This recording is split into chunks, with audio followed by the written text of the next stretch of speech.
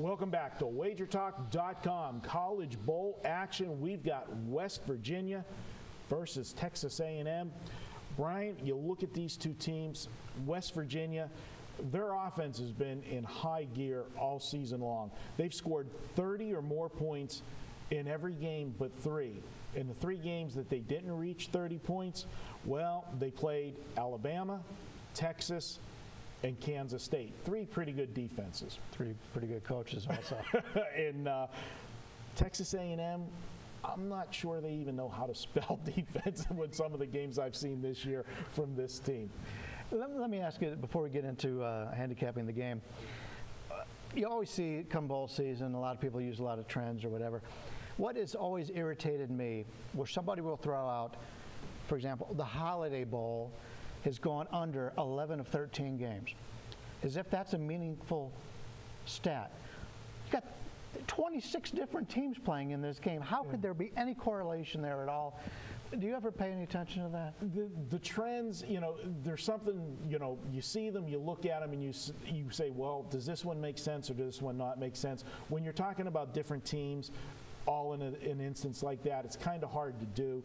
If you're talking like, say, the Cotton Bowl, and maybe say that there's been a lot of unders in, say, that bowl, you might say that has maybe something to do with weather. You know, when you're playing late December, January, you know, you can get some bad games there. I remember some weather games. When you get one like the Holiday Bowl, which is a lesser bowl, a lot of times you're getting the 3rd and 4th teams out of conferences, so it's not the best teams, and there's a reason that they're in that bowl and not a bigger bowl, so maybe, you know, some bad defenses or whatever, but, you know, it's something to look at. And I think there was one, was it the Chick-fil-A Peach Bowl? Always the dog was always winning that way. You know, there's things like that. You can flip a coin and come up with all that. Eventually you're going to have these runs. But the reason why I mention it is because the last few years in this bowl have been lower scoring. But you haven't had West Virginia and Texas A&M here. And I'm going to play the over in this game. I know it's a square play, but as you mentioned, Texas A&M hasn't stopped anybody all year. West Virginia does have a pretty good defense. But the reason I like this over is going to astound you, because you don't find too many times somebody's giving out an over and they're doing it because the kickers are really good.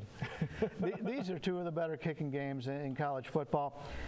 Combined, these 2 teams, they've missed 1 field goal of 40 yards or less all season, 5 of 6 from 50 yards or more.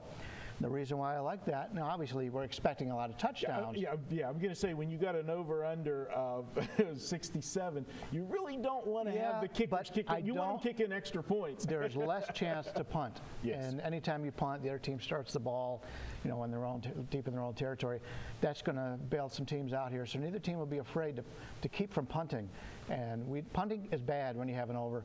With these guys kicking the ball very well, I like this game over. Yeah, and what you're saying there, to take that one step further for the viewers, when you're kicking a field goal, yeah, you're only getting 3 points instead of the 7, but instead of punting and you punt somebody inside, you know, the 10-yard line, that's a killer for a total.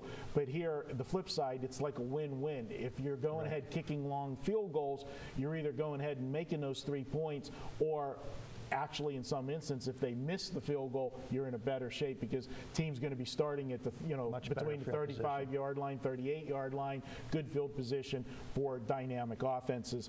And this Texas A&M team, at the beginning of the season, you know, everybody was like, Johnny who? You know, because they didn't miss a beat. They're still saying that, by the way. Only in Cleveland, though. But they started that first game of the season, and it's amazing how everybody jumps on and off bandwagons. When they beat South Carolina on the opening night of the college football season, they were putting Texas A&M in one of the top. They jumped so far. They went up to like number 5 or something. It was crazy. Off of one game, Off of one game. And then they did roll off several wins. I think they won 5 in a row, 5 of their first 6, and they were putting up big numbers.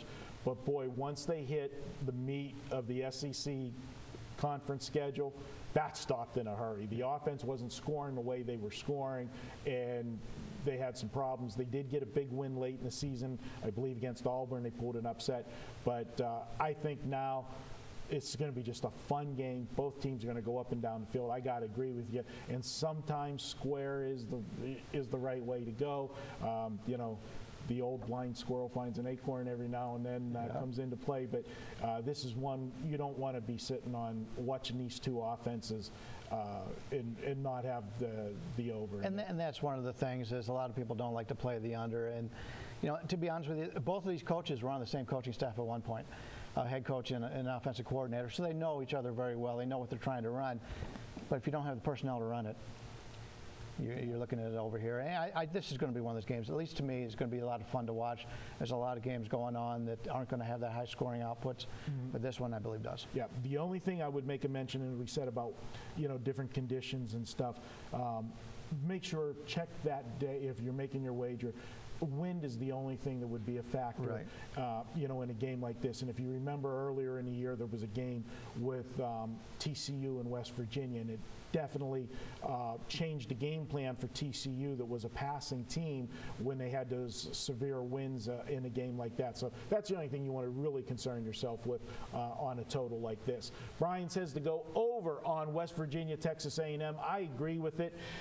And guys, let me tell you, if you haven't noticed, if you are a forum member, signed up, if you bought anything from us or at least just signed up and registered at the site in the past, if you look at your account, there's a Christmas present in there for you. We've put $10 in everybody's account that has ever registered at Wager Talk. It's my way of saying thank you for supporting us at Wager Talk. We appreciate it. Only 4 months, Bryan. I'm absolutely happy with the way Wager Talk has grown, and we've got big things coming for you guys next year, and that's our way of saying thank you. And, of course, this is a Monday game, so want to remind you, Tuesday, $2 Tuesday, every week at Wager Talk, we give out one capper's best bet for $2. Tune in on Tuesday, go to the site and find out who that week's $2 capper is. We'll be right back with another college bowl game here at wagertalk.com.